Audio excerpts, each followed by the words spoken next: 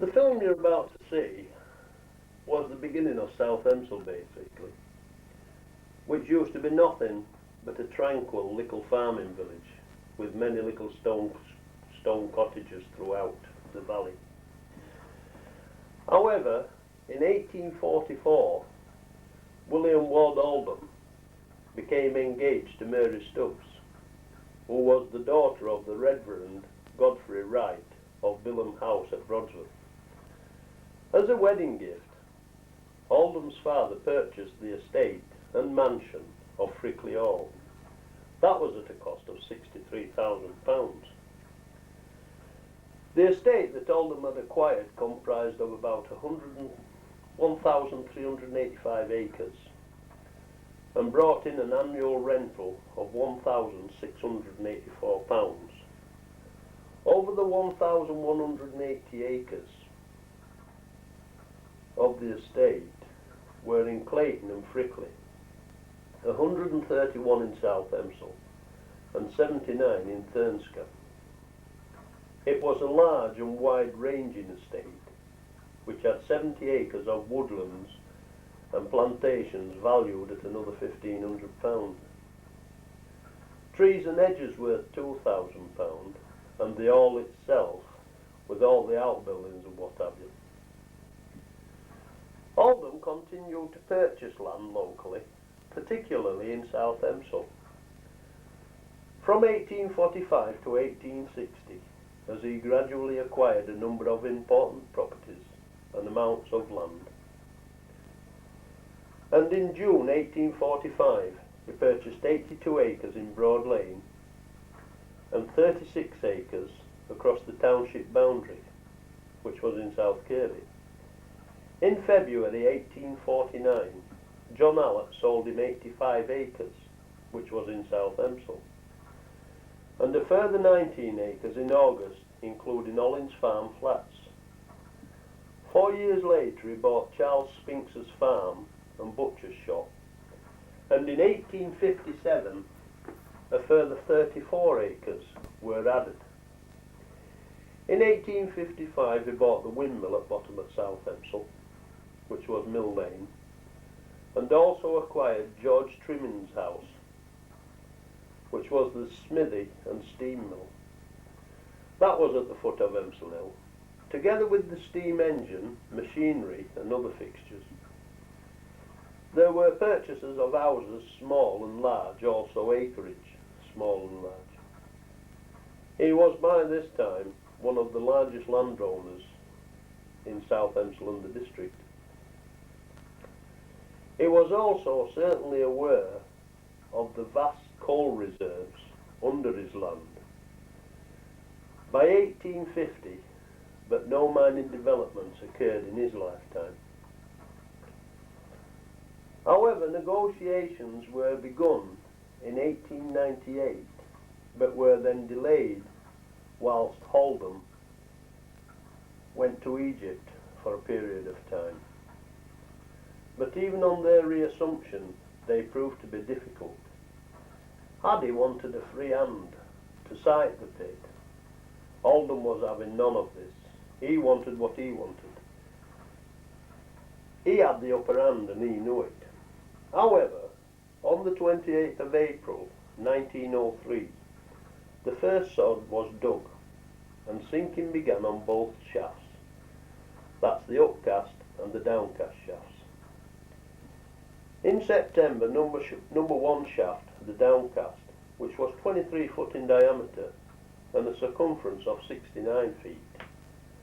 This was the largest pit shaft in Europe. To complete the sinking as quickly as possible, the company employed 150 men.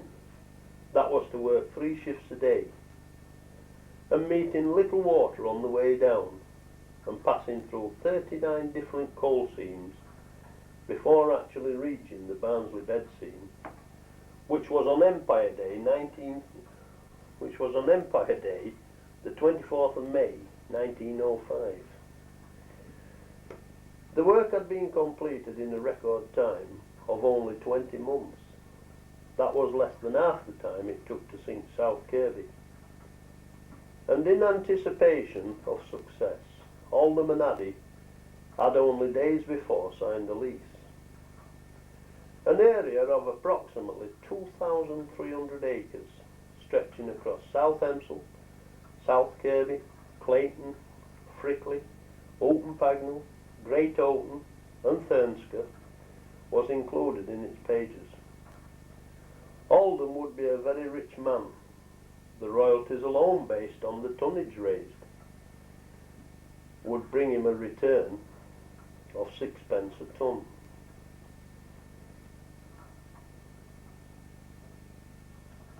The Barnsley seam had been reached at a depth of 661 feet, at the time the deepest in the country. The seam itself was rather thinner than earlier pits. The occasion was announced by continuous blowing of the pit buzzer for half an hour and flying the flag from the headgear. South Emsall was to experience the most spectacular expansion in this decade. In 1901, the population of South Emsall was 1,026, taking into consideration that a quarter of this population worked at South Kirby.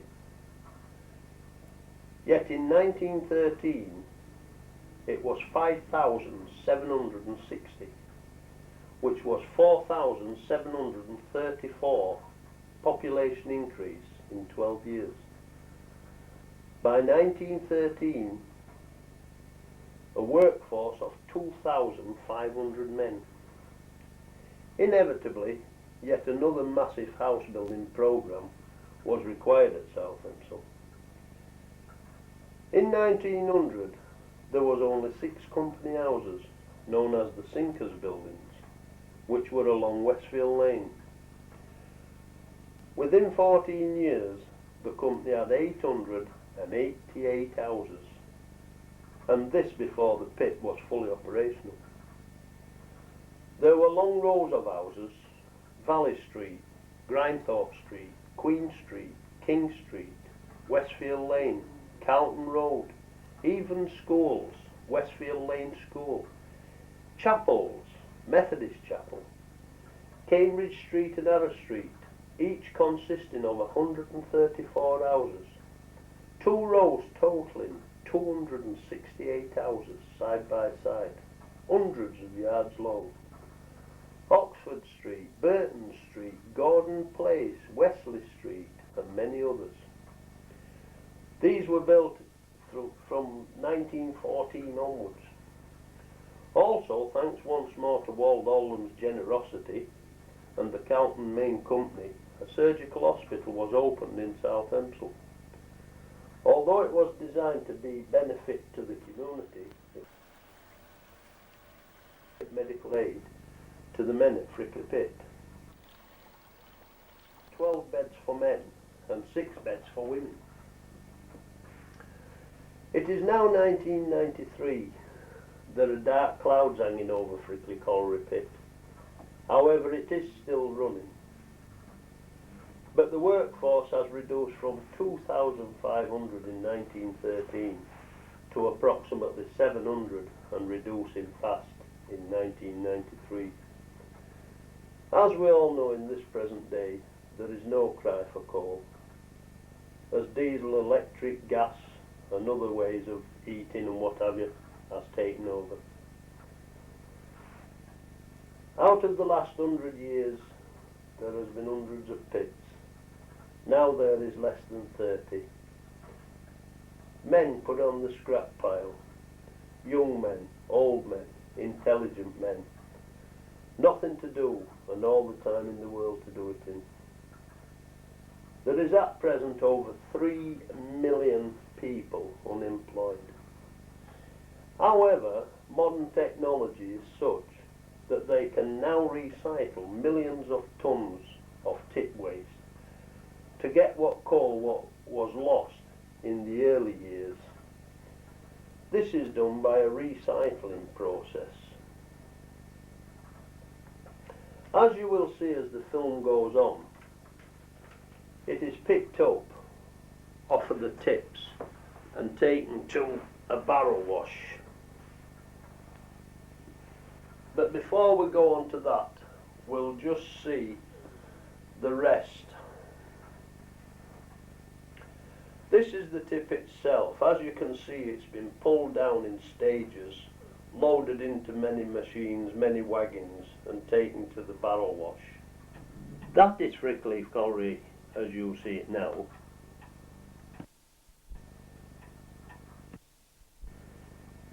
That on the left hand side is all pre-washed coal, and that in the centre foreground is all pre-washed coal. There is an estimated 350,000 tonne laid on the ground. Power stations don't want, and neither does anybody else. We now come round towards Ogden's.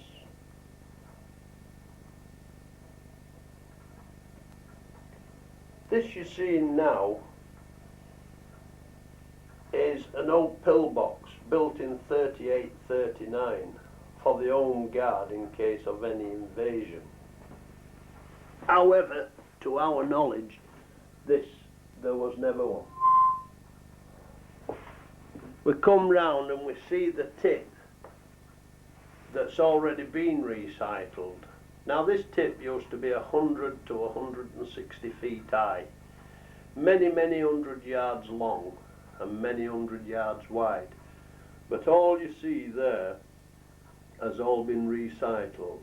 Many tons of coal has been taken out and sold back to the British Coal with view to mixing with their coal to go to power stations and whatever other sources of heating. That you're seeing is actually Ogden's barrel wash, but it's stood at the moment. There's the press house, the barrel wash itself. There's just a couple of machines there tidying up the muck that's got on the pit itself. Coming in on the left hand side, covered in frost, is actually washed coal that's been put to ground that they can't sell. And that is the case at many of the pits, and this is why they've come to be closed, because there is no call for the coal like there used to be in the past. As you can see, it's many hundred yards long. There in the centre is the liner bunker, a system of what used to be used for the coal going out of the pit. And also on the left, as far as you can see, that again is washed coal that can't be sold. That is part of the old pit, which is Shafton, and then you've got number 2s, which is the coaling shaft, and just above that building you've number 1s, with many other buildings on the pit top itself.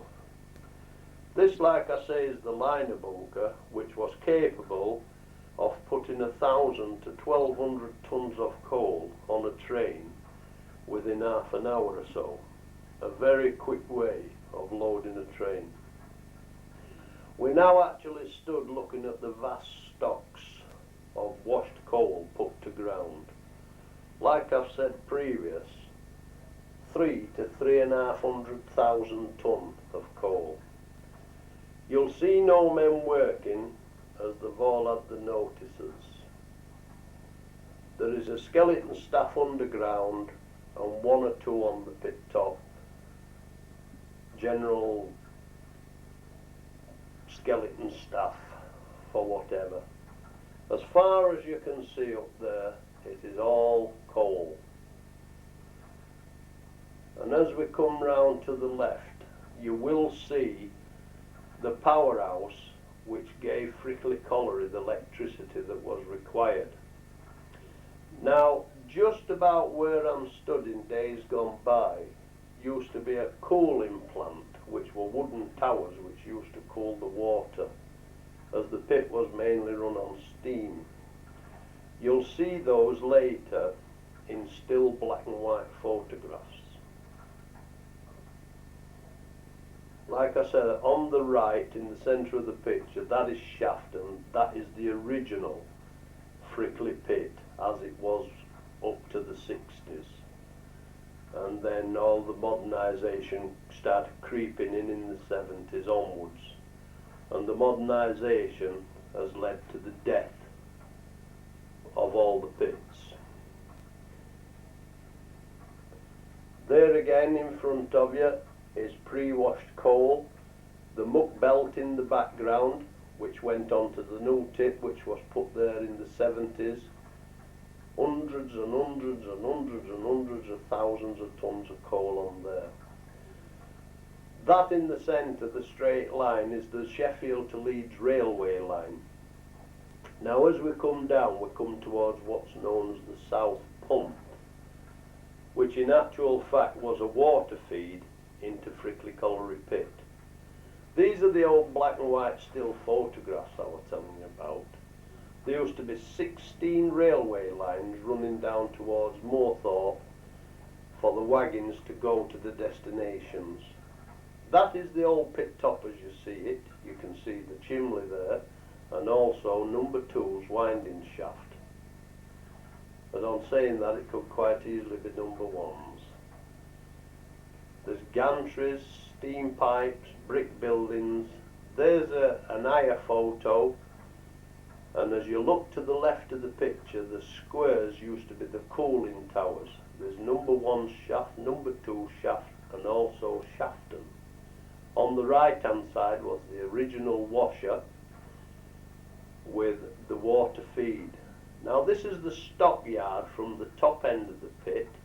Now if you notice, there's a lot of piles of wood in the stockyard because steel wasn't in the mines in them days, not underground anyway. This is the washer complex, but in the centre of this picture is the boiler house, which basically was the heart of Frickley Colliery pit. Without the steam, the shafts couldn't wind, the men couldn't go up and down, neither could the materials. The compressors, the hydraulic drills and all other such things wouldn't work. Now those are the coaling towers I was telling you about. I believe this 6, the water used to come in and be pumped to the top, which was very hot.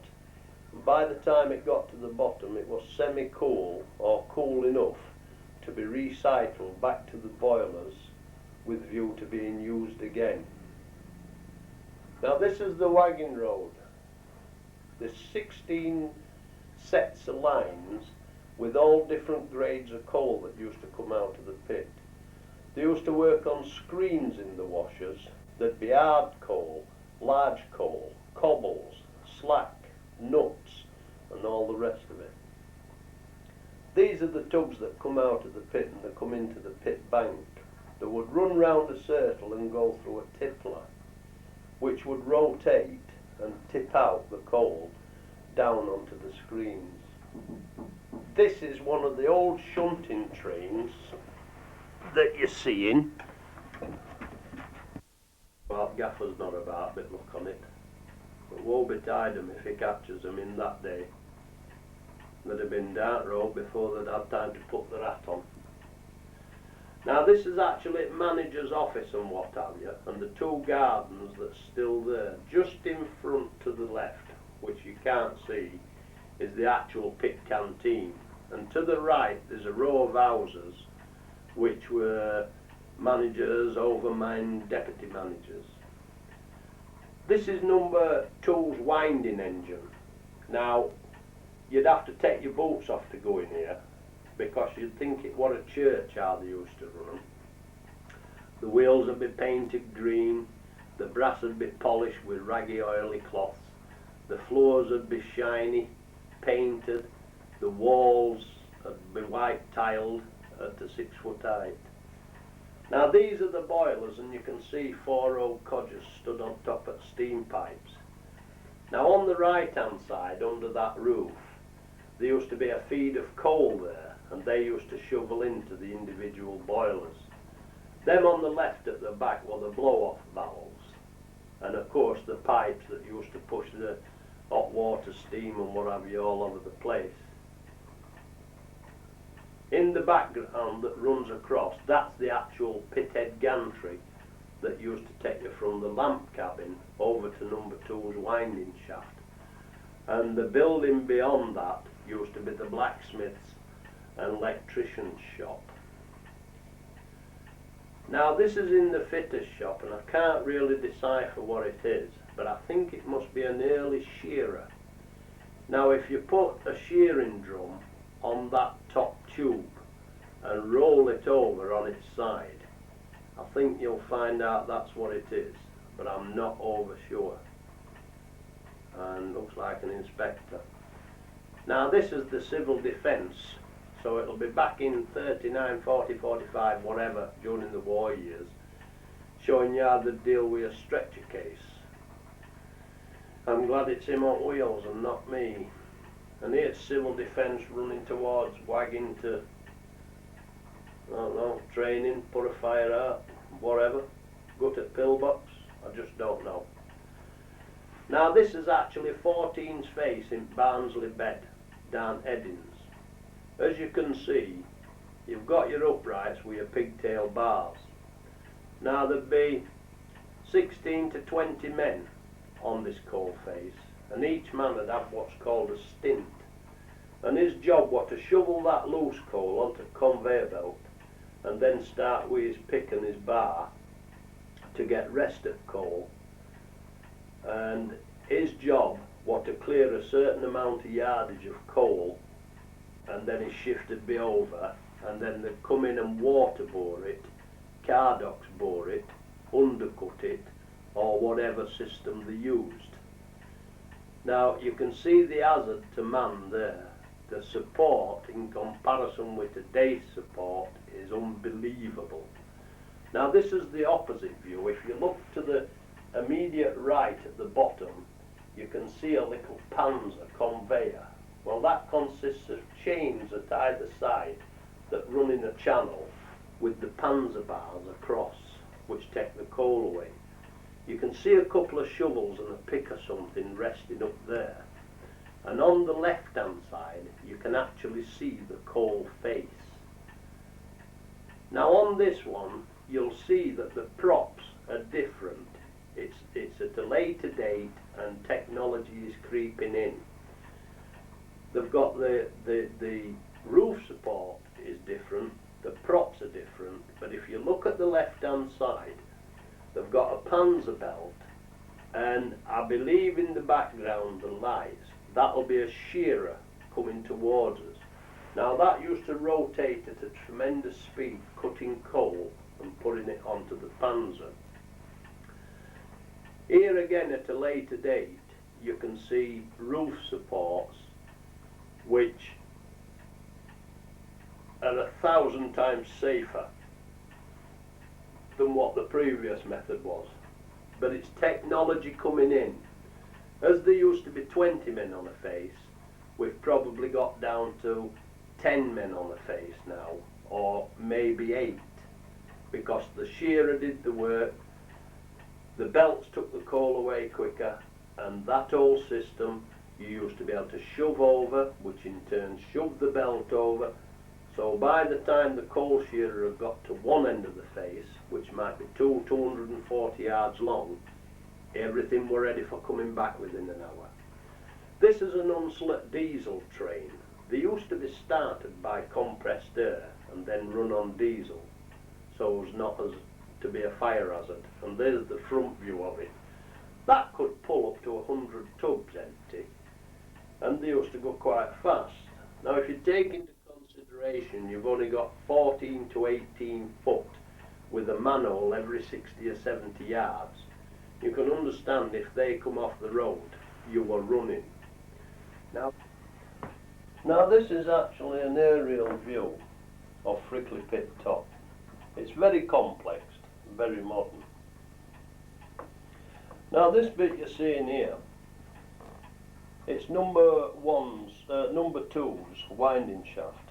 It's probably the last time that I personally will see those wheels rotate.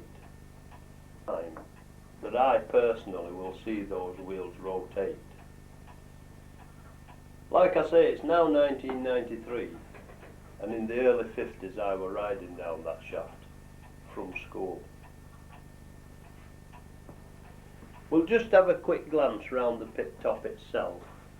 You'll see some motor scrapers there that's going to reclaim something, whether it be the coal that's on ground or what, I just don't know. You can see number ones and the washer in the distance. That blue line running across the centre of the screen and down the ladders through the gantry on the right, that is the modern gantry from the lamp cabin. This is just desolate land. I'm actually stood under the muck belt that takes the muck over to the new tip, which were put there in the 1970s. On the far left, middle of picture, there's the stockyard. You see the crane, the little sheds and what have you. And coming round on the left is the actual stores. Electric motors, baggings, washers, anything the pit required was put in there. See gas bottles and what have you there. Now those two items you're seeing there at the side of the wall, they're actually coaling skips that would be fitted in number ones. It was a very fast method of taking coal out of the pit. I think they all held somewhere in the region of about 25 tonne apiece.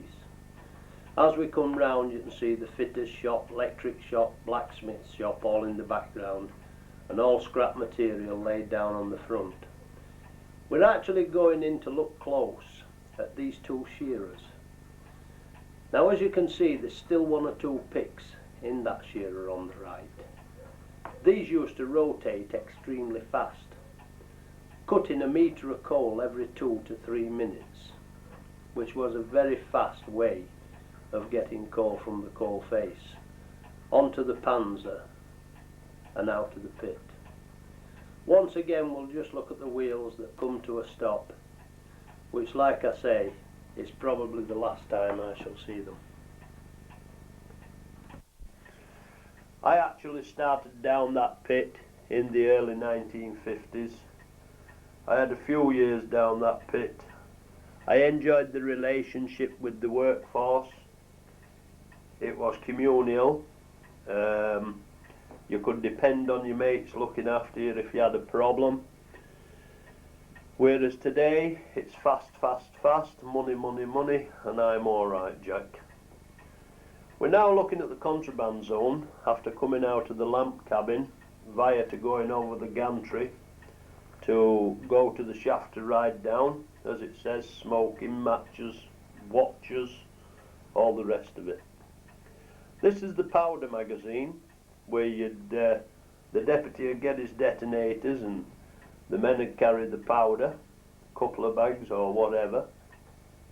The pile we're looking at here is coal that hasn't been washed, it's directly out of the pit. There'll be 4,000 to 5,000 tonne lying on the ground there. I should imagine they'll pick it up, put it in wagons, even though the washer system at Frickley is still able to start washing, I believe. But I should imagine they'd transfer it to another pit. That's the remainder of the pit stack in the background, the original 1902-03 pit stack. And we'll just run round now to show you the washer as it was, the different conveyor belts, the screens, the actual washing plant, the overspill section. There's all the ladders in the centre of the picture going up to the top at washer. I've climbed them once or twice. Your legs ache when you get to the top. That's the overspill pad. When the washer wasn't working, you'd put it to ground and then you'd shove it back in. That's number one's, the cold shaft, where the air used to be pumped down.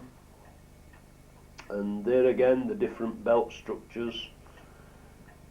And then we come round, that's number two's in the background.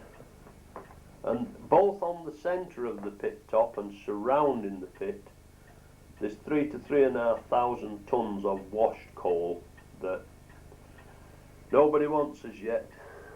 A little bit of steam escaping from the odd remaining pipes.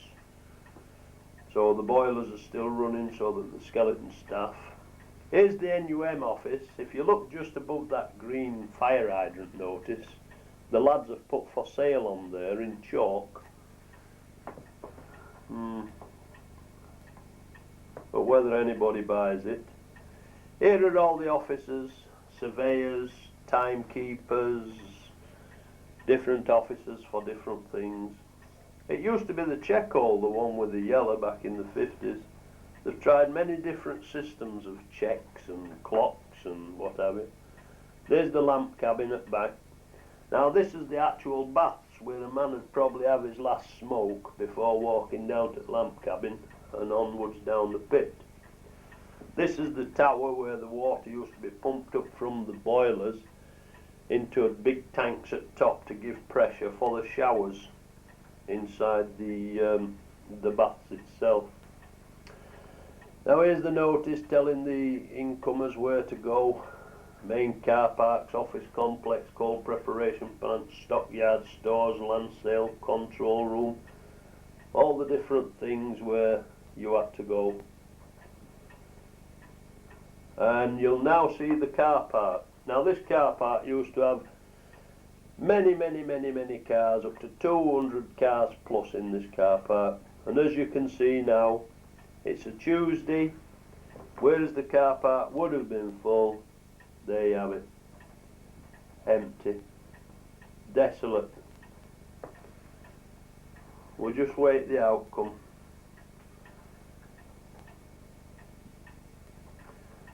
Now this, many people will remember this, they're the actual gates off the main road into Waldaldham Hospital. That was knocked down in 1993 with view to building a residential home. However, they got refused planning permission. So once again, we're left with a pile of rubble on a pile of land that used to be kept beautiful. Used to have beautiful lawn gardens, tulips, daffodils round the March time. Lovely trees kept in good order.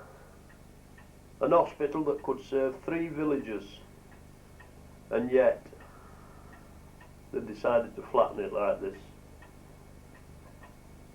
I suppose it wouldn't be so bad if they'd have flattened it and tidied it. But to just leave this like this, then you can expect youth being what they are today, because they've nothing, only rubbish surrounding them.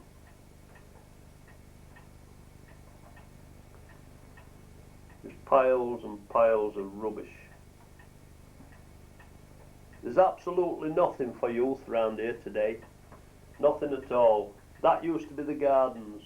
All cut grass, flowers, rose trees.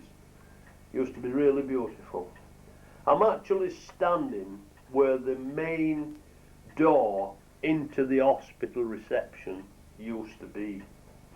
We'll now leave the hospital grounds and make us way over to the recycling plant. Where we stood is the remaining piece of 5 million tonne of spoil. Like I said earlier, most of it's been recycled. You can see in the background, apart from the silly dog, Frickley Colliery itself. That's the washing complex, Shafton, number 1s. The red brick building is actually the control room of the wash plant. All the rest is belts running to and fro, different gear heads, different chutes, coal belts, muck belts, scrap belts. But we'll leave the washing complex now for a moment, and we'll pan round slowly, like I said, looking at the remainder of Frickley Pit Tip. That at the far end, and at the bottom of the tip of course, would be the original 1903-1904 tip. And in its day it had aerial flights, like any other tip. The building standing up, that's just gone out to the left, was the baths. As we come round, we'll see, whereas the tip used to stand from ground level to a height of 120, 140 feet. We'll now see where the machines have dug individual faces at about 20-foot depths, and we'll also see the machine actually digging out the spoil and loading into a BJ with view to taking down to the barrel wash. It puts an average of 15 tonne on each wagon. It's not a long job to load the 15 tonne and deliver it down to the barrel wash. We'll just take a moment out to watch him load the wagon, and in turn the wagon take it down to the tip with view to a 960, putting it in the hopper and in the belt and up to the barrel wash itself.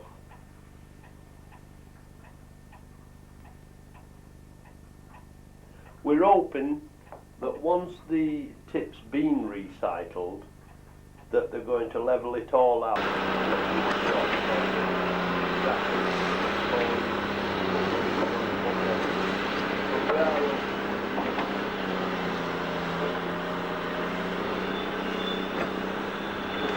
April 1994.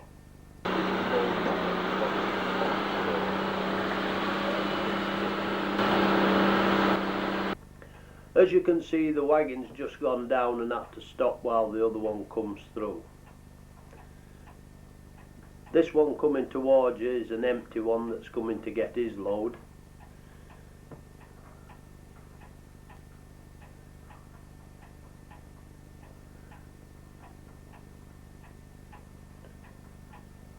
These lads on these wagons do approximately 12-hour shifts, sometimes 7 days a week.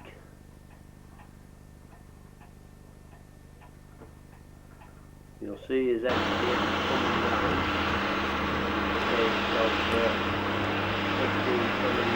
If you watch the time,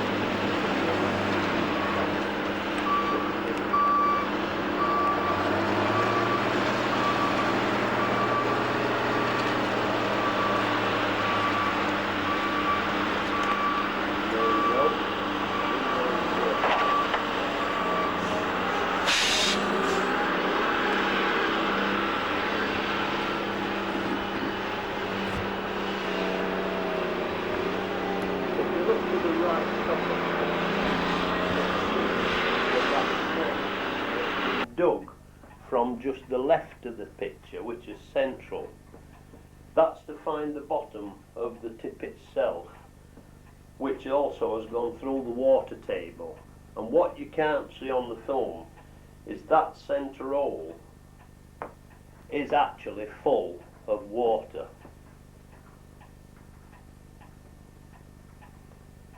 Now when you consider that this machine, and other machines of course, has shifted somewhere in the region of 5 million tonnes in 9 to 10 years, in between 8 and 10 years,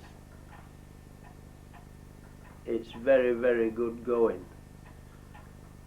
And what the profit margin is, I don't know, but it must be viable, otherwise I'm sure they wouldn't do it.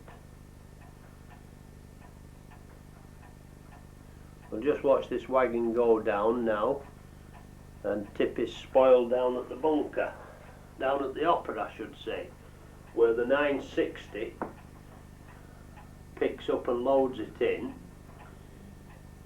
to go up the belt and into the barrel wash. Now the wash system itself is a complex concern.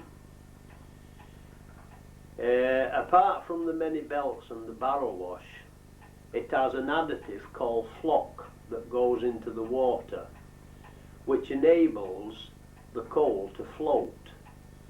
Now the coal, being heavier than the muck, is sifted off and goes onto one conveyor one way, and the muck and the dust in the water goes the other way. Now the muck in turn goes on one belt with view to being picked up and sent back up on the tip that's already been screened. The coal goes another way onto a coal pad, and the water with all the dust in goes into what's known as a press house. These are many slices of gauze, and as the water's pushed through under tremendous power, after a period of time it is then stopped from going in, and the water is compressed, or should I say the filters are compressed, which squeezes every bit of water out. And then, if you can imagine, they turn the hydraulics off, which allow the filters to open up, and if you can picture a loaf of sliced bread, in between each slice is the compressed dust, which falls down onto a conveyor belt, which goes out and later picked up with view to going up the tip that's already been recycled. The water in turn goes round to a settling pond. Any remaining dust settles to the bottom, and the water is then pumped back into the barrel. As you can see, the 960 is going over to the muck stack. That's the muck that's actually come out of the barrel wash after having the coal filtered out of it. He will pick that up and load it into a BJ with view to taking it up the stack again. That will just be pushed anywhere until they get round to recycling. That's the control of the wash plant in that little building. That's where the man is with all the knobs and the buttons and the gadgets. You can see the different belts. The belt going from left to right upwards, that's actually carrying the coal from the hopper, which drops down through riddles into the actual barrel. You'll see it goes left to right, drops down, goes left to right again, and drops in the barrel. Now, as the barrel's rotating with all this water going in all the time, this additive of flock, which has a tendency to make a foam, it filters, floats the coal out. It's a fast system, but it's a good system. Now, on the bottom, left to right, is the actual coal belt. The two tanks behind is the water with flock. The big tank in front, I'm not sure about. The house coming in on the right is the actual press house I was telling you about. Like I said, the water goes in through these filters, and then it is squeezed, like I said, and then it's opened up like a loaf of bread. The muck drop down, which drops on a conveyor belt at the bottom, and then comes out of the building there, left to right, and drops off, and later it's picked up. It's like black clay once it drops on the floor. It's been compressed under such power.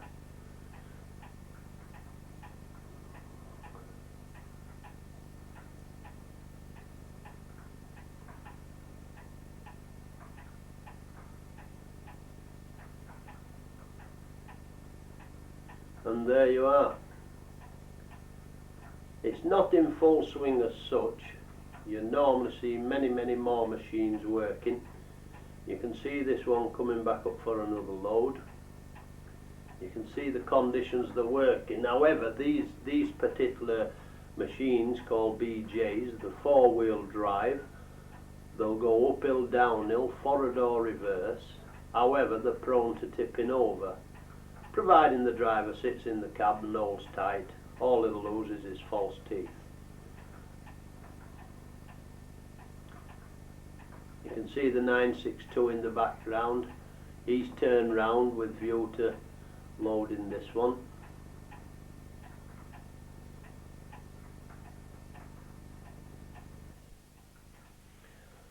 We'll just watch this BJ back under with view to getting his load.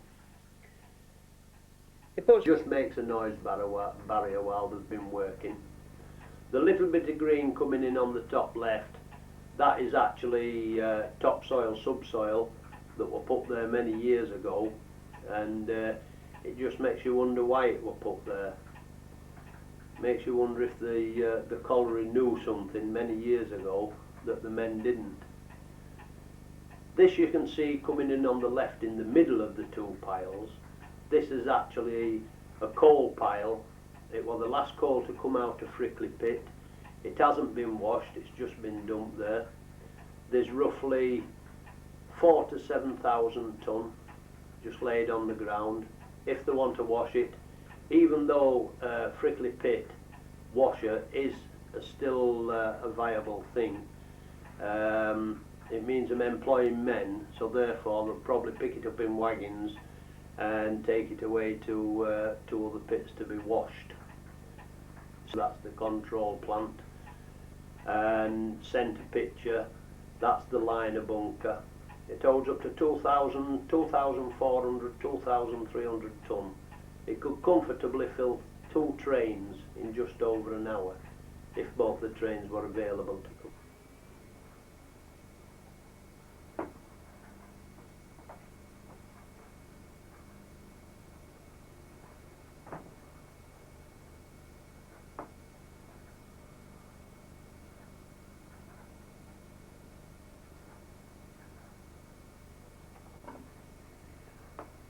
I'd like to just take this opportunity of taking you back into the past. Many people in South Hempsall will know this place. It was the post office near the Checkers at bottom of Hempsall Hill, which was also Brooks's Cash and Carry. The supermarket near Fire Station at bottom of Carlton Road. In the late 50s, very early 60s, they put really posh seats in back 3 rows, which consisted 2 could sit on 1 seat, and therefore when you were leaning over for a peck, arm didn't get in your way.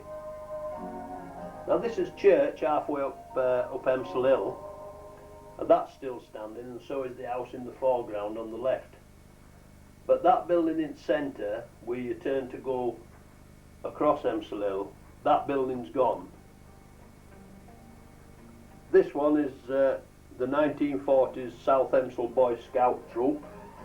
So if you look carefully, there's just a possibility that 1 or 2 of you could be still alive and still on there. The Boy Scouts. This was old place where they used to duck wagon wheels, as you can see, at top of Kenyon Street in early 19th century. And then in the 60s, 50s, 60s, it went dormant for a while, and then it became a plumber's shop. This is a Shearer outing back in 1920s. The lady on the extreme right, in the black with the coat over her arm, looks very similar to my grandmother, which was Elsie Thompson from Upton. This is a typical scene up to the late 50s. Each and every miner used to come home as black as ace of spades. He had no option but to come home and get in front of the fire and have a bath. This looks like me playing truant in 1950s. Playing truant from school like any others and going round throwing coal in. A ton of coal for a bob, 1 and a tanner. Here's a miner taking bottom at face out before top comes down. You can see how dangerous it were. There's no support whatsoever. And here's another one filling this stint off into a little wooden tub. You'll notice his davy lamp hung on that post, and he'll be keeping his right eye on that. This is where there's been a fall amok, and you can see deputy and shot firer. They've got sticks up with lamps on testing for gas before any work's allowed to continue. Very dangerous thing. And here's the rescue squad in the early 20s. You can see the apparatus they used to have to use. I should imagine it was quite an heavy thing to carry. And what you can see on this one is your typical row of houses, consisting of many houses, lots of them going 400, 500, 600 yards in length, 200 and 300 houses to a row. You can see them going about the business. No plastic carrier bags, no television aerials, no satellite dishes. You can see an horse and cart down there, a ladder up at that one. Well, there you are, ladies and gentlemen. That concrete fencing, that used to be Wall Oldham in the background with the popular trees, and the pithead baths just behind it. And then as we swing round to us right and we see this concrete wall effort, it's Frickley Football Club. Been famous in its time regarding, you know, a small team, small village football ground. You can see all the allotments in the far left hand corner, the gaffers' houses. Frickley football ground itself. They still play on that today, of course. 1994.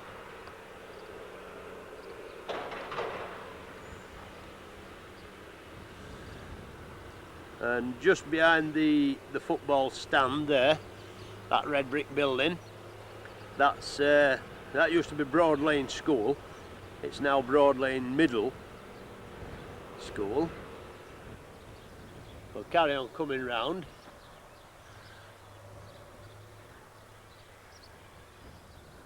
All these houses, these long rows of houses were built in the early 1914-20s for all the miners. You'll see they're all long terrace rows consisting of 10 to 40 to whatever houses per row.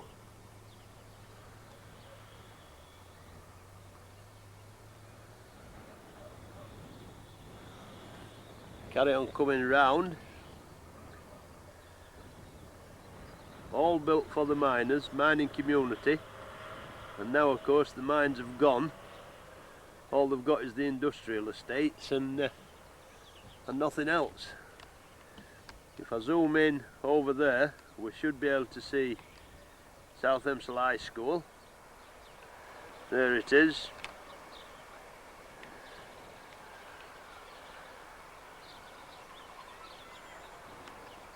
I was born and bred in Cambridge Street, and all where you're looking there now, apart from the main road, that was just fields and trees, and that's not so long ago really, 40, 50 years.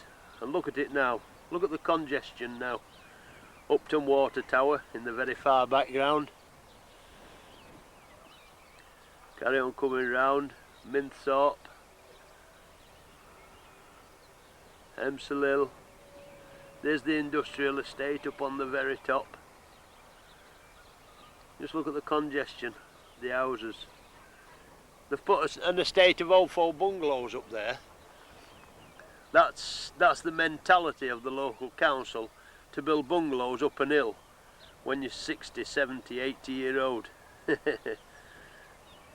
can't walk anywhere because it's hill. Carry on coming round, all Hempsall Hill itself.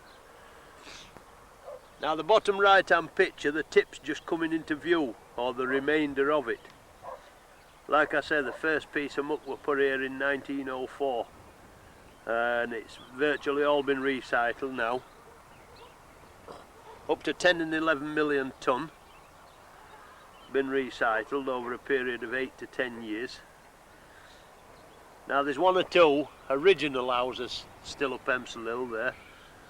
That's Priory Estate. And then we come round,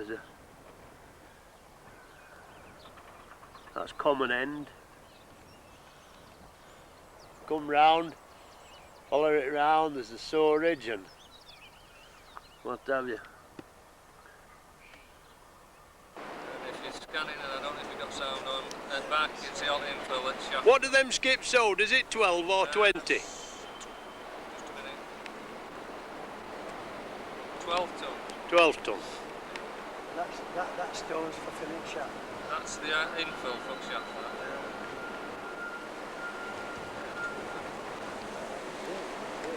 I thought we were going to stand up. Don't get this lad on because there's not many chapters for it. What have we got doing now? Organisation. Yeah, they've got to do another job. You'll never get away from it.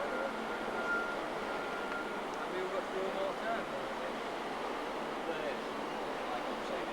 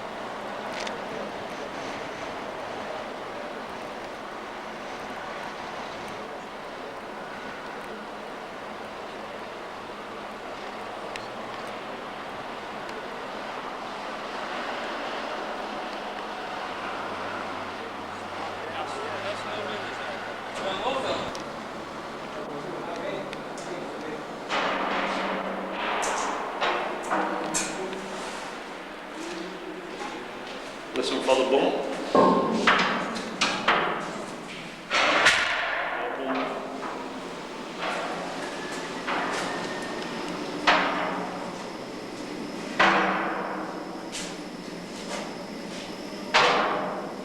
You can get some men working here. Yeah. Get your hands out of the pockets, mate. You're on film again. You're on what film, Joe? Get your hands out of the pockets. Get it, come on.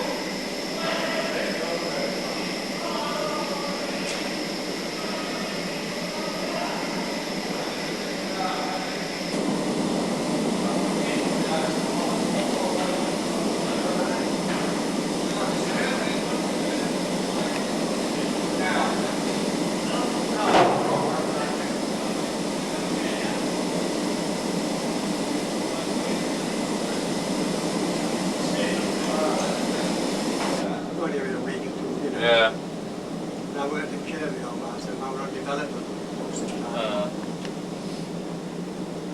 How long did you do that? Well, I started when I was 18.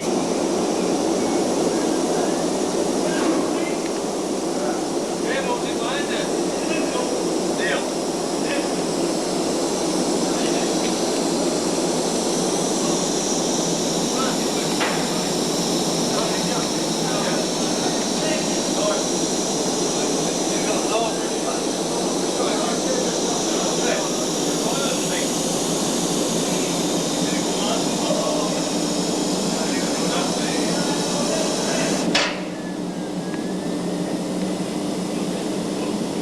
Hey, tossing cable, then what?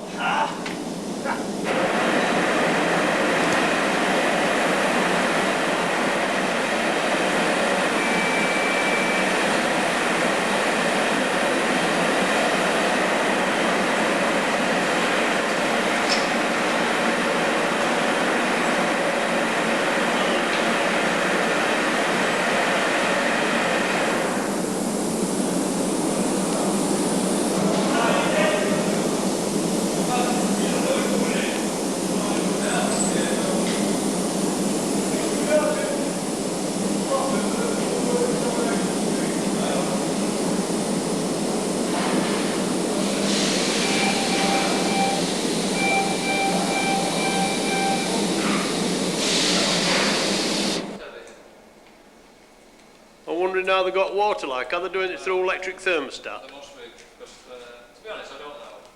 I'll be guessing if I'm Has Ian Welpton finished as well then? Ian's been done.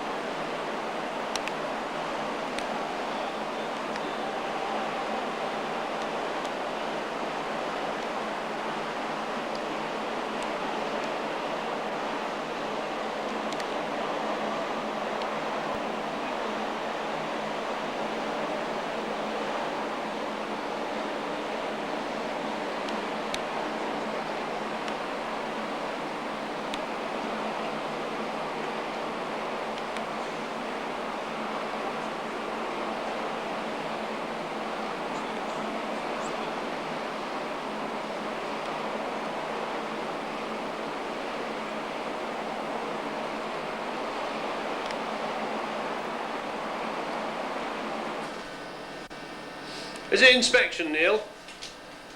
It's Davy Mining going in examining shaft. I've just been filming, like, just as I'm going on chair.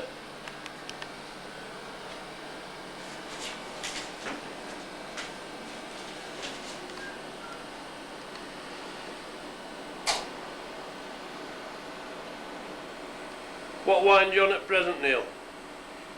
This is number 2's this. Yeah, but what wine, John? What, you know, how many metres per minute or whatever?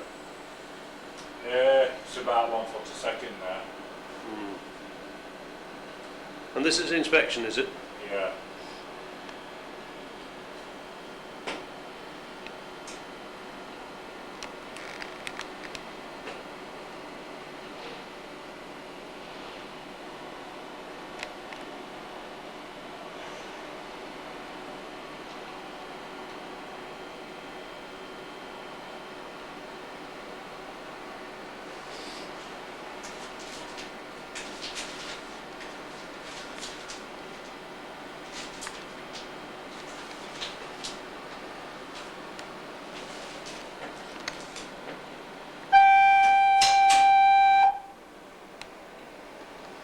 So you survived them all, eh? Is there only you left now then? I take them in, the ones that were here, Yeah. I'm picking and Alan Bedford and all them lot, it's just me and Ben. Can't pick him, John. Alden went same time. Alden's, no, Bill's just lost his dad, hasn't he? Yes, yes. He's lost it, Oh, yeah, just a week. they were up last week today, yeah. Yeah.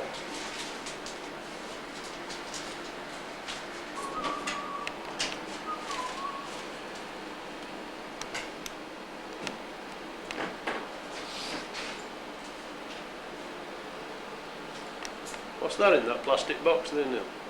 Inside it. That there. Is it an automatic greaser or something? That's control of that, for otherwise. Oh yeah. That under that mirror there, Yeah. that's control of that, for otherwise and all that lot, you know what I mean?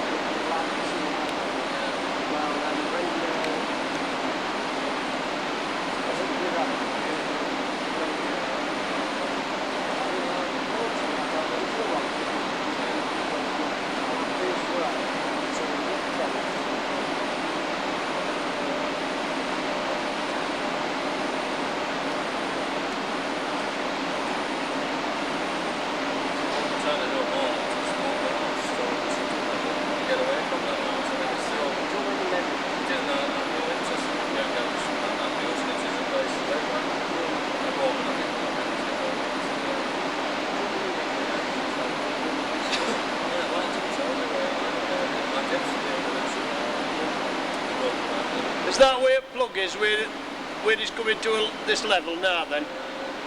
Where this white line's across? To be honest, I don't know, Teddy. I should imagine so. It says clay plug above light, but... Yeah.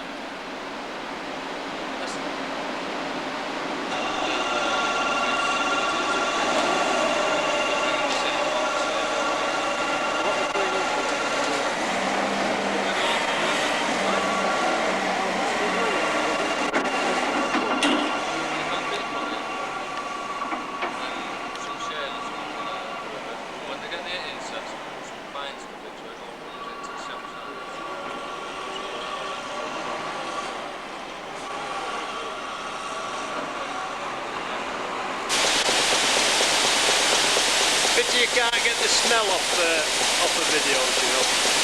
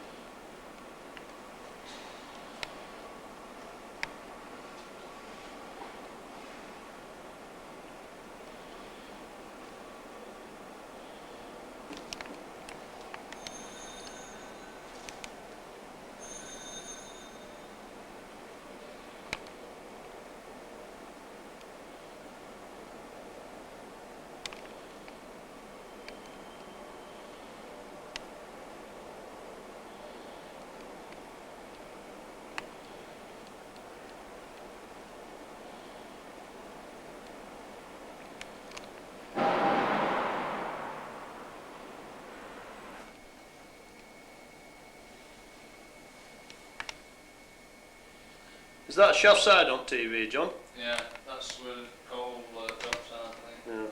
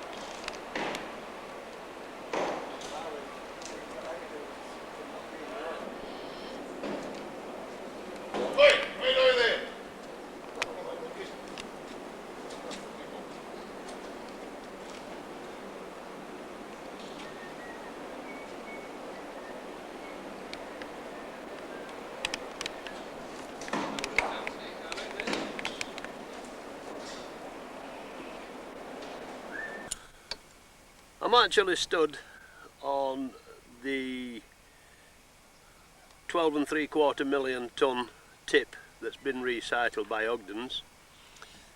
It's been landscaped to a certain extent, as you can see, not as rugged as it was. Whether they're going to leave it like this and then topsoil, I don't know, we'll just have to wait and see. But I'm just going to swing round to let you see how the tip is as now, and as a matter of interest for those who live in South Hemsall, the road to Oulton Pagnell, Doncaster Road, has been closed, and I'm hoping by coming round to be able to zoom in to what's known to locals as Common End. And the reason the road's been shut is because they've taken the bridge down at Common End itself. Now in the background there, just beyond the tip, on the left hand side, is actually Oulton Pagnell, the bus route. Now I'm going to try and zoom in to see where the bridge used to be.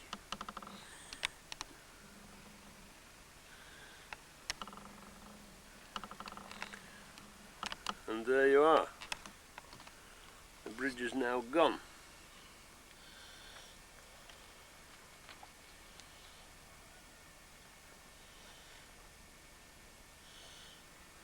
Now why, after all these years, they've suddenly decided to take the bridge down, I don't know. Maybe it just wasn't safe anymore. So there you have it. That's Common End. The bridge that used to take the coal down to the main line from Frickley Pit. There also used to be a station there.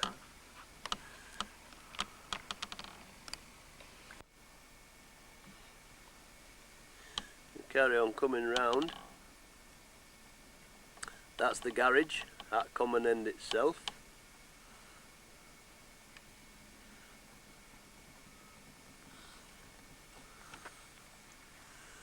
And then this Fullwoods, which is a builder, not the best builder to work for, or wasn't.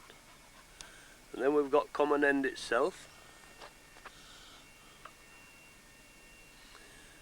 North Hemsall in the background.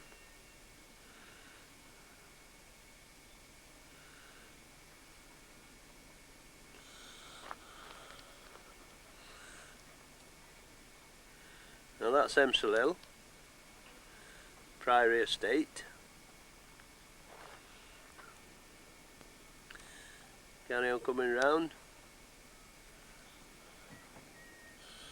Now just there, just beyond the tip, where all the corn has been cut, now that used to be South Hemsall Brickyard. Now that finished in about 88ish, 86ish.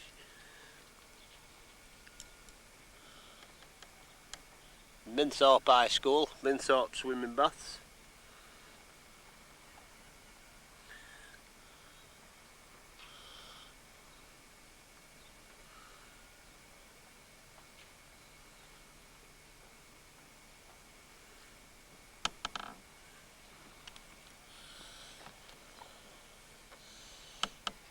Now that they're going to build a residential home for old folks and also some other dwellings, but we don't know exactly what they are as yet. And there you are, we've done a full circle on the top of Frickley Pit tip that was. There's still plenty of coal laid on the pit top itself, still 3,500 tonne that hasn't been taken away.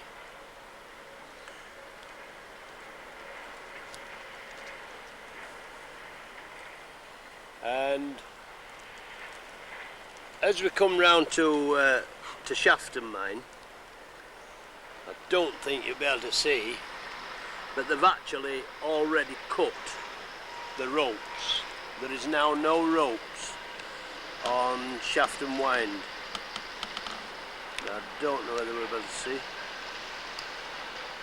Yes, there you are. Now normally you would see the ropes that lowered the chairs, and as you can see, they've gone. So that's probably been filled in.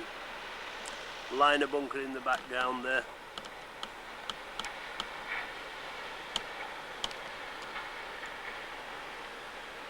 Wallollam estate in the back beyond those trees.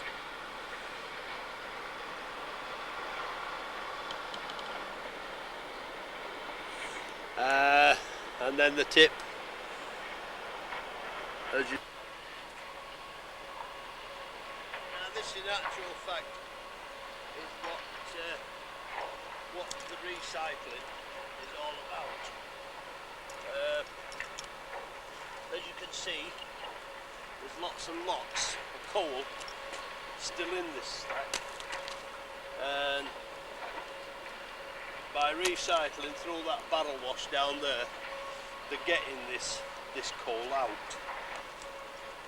And 12 3/4 million cubic yards they've recycled, so it must have been worthwhile for them to carry on going. But there you are. That is what it's all about. That is why they've recycled this entire stack.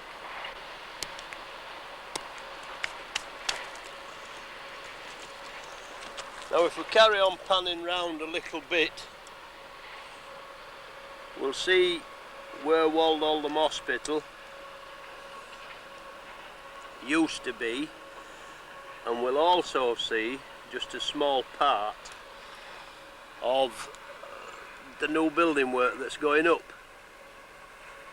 And there it is, just through there.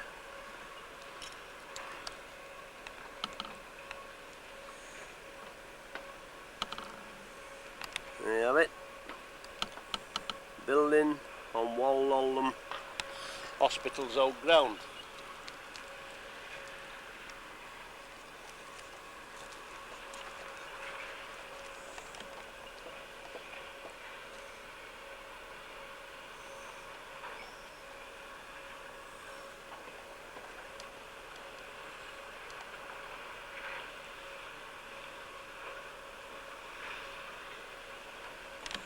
We'll just put the time and the date on, which is the 16th of the 8th, 94,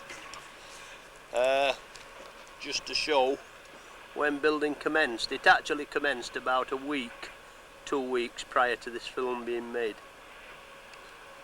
And all being well, we'll film it when it's finished.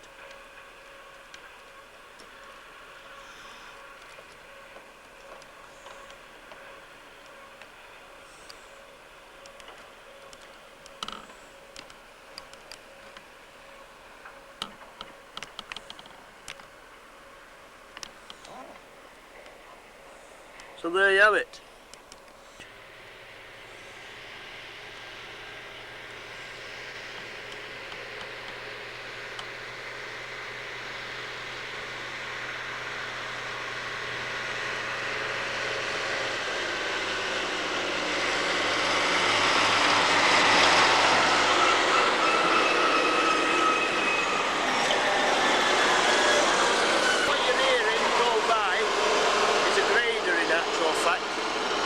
Also got a water bowser on the back.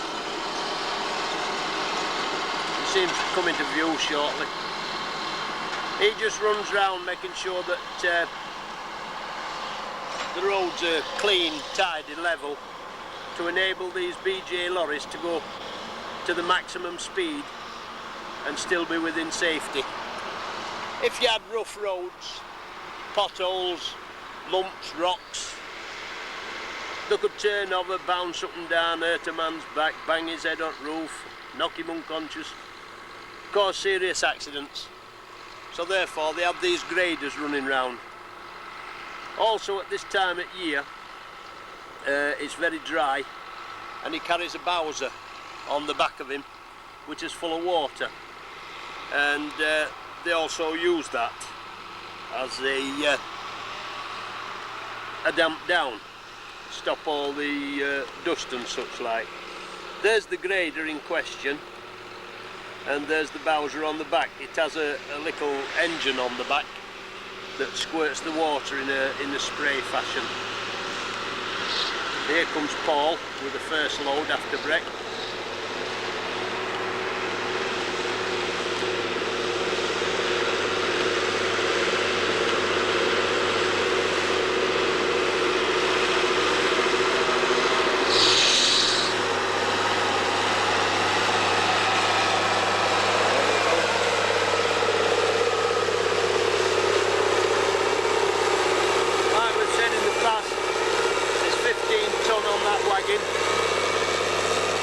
He'll take it down to the hopper and tip it in,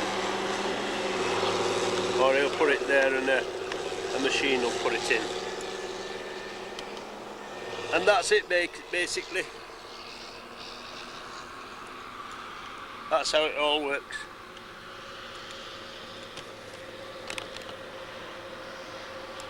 Comes another one.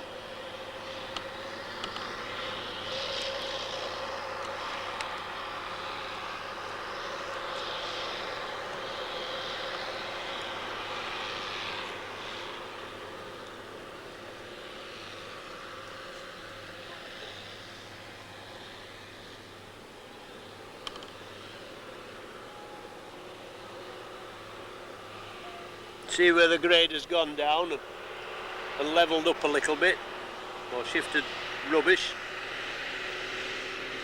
Like I said, just to make things safe.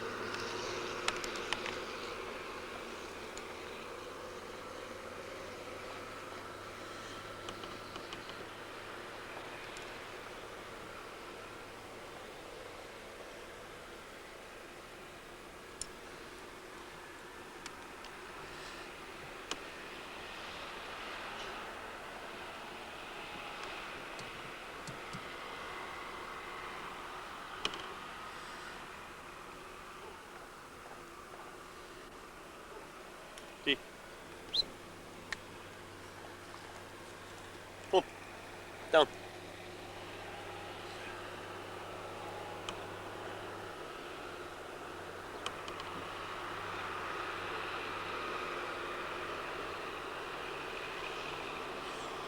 You can see the bits that fall off. If you imagine 12-14 hours a day, all bits like that falling off, which could be up to half a ton of time. You soon get build-ups, and if the grader weren't there to level off, you would have danger.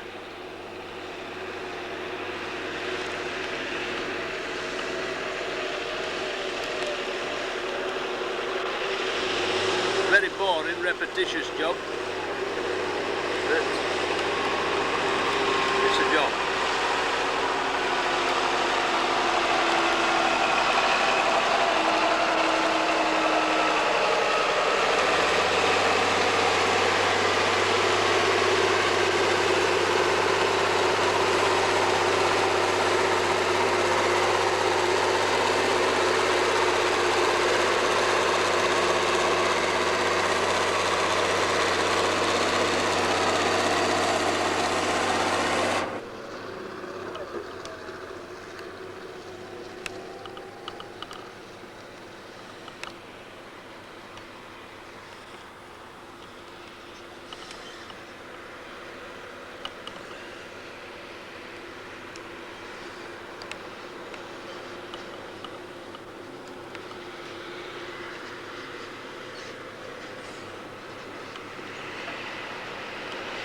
concentrate on the grader now.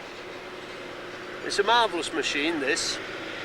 Been around for many years. You can tilt the wheels, tilt the blades. Numerous things you can do with it. Handle the blades, all sorts.